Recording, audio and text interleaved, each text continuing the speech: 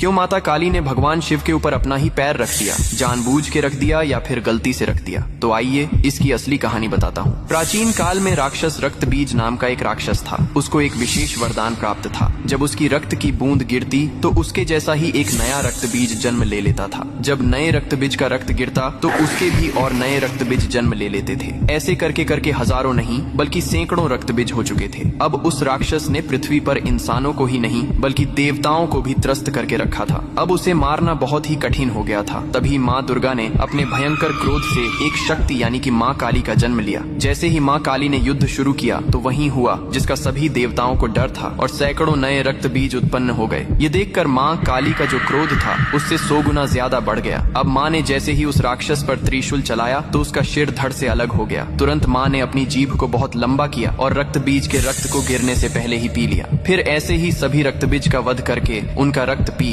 कर उनका क्रोध अब 100 गुना से 200 गुना बढ़ गया था। धरती कांपने लगी थी, समुद्र मथने लगे थे, देवता भयभीत होकर इधर उधर भागने लगे थे। तब देवताओं ने भगवान शिव से प्रार्थना की, हे महादेव, आप ही माता काली के संताप को शांत कर सकते हैं। शिव ने देवताओं की पुकार सुनी और माँ काली के सामने युद्ध भूमि में पहुंच गए। लेकिन माँ अपने तांडव में इतनी लीन थीं कि उन्होंने शिव को भी नहीं देखा। तभी भगवान शिव ने स्वयं माता के चरणों में लेट गए। जैसे ही माँ काली का पैर अनजाने में शिव के सीने पर पड़ा, तुरंत उनका क्रोध शांत हो गया। उन्होंने नीचे देखा तो अपने प्रिय पति शिव थे। यह देखकर उनकी जीभ शर्मिंदगी से बाहर निकल आई। इसके बाद शिव ने मुस्कुराते हुए कहा, हे माँ, तुम्हारा यह रूप सृष्टि के संतुलन के लिए था, लेकिन यह रूप अब धरती पर बहुत धाम धूम से पूजा जाएगा। यही कारण है कि तस्वीर में और मूर्तियों में माँ काली को शिव जी पर खड़े हुए दिखाया जाता है, जो बहुत ही शुभ माना जाता है।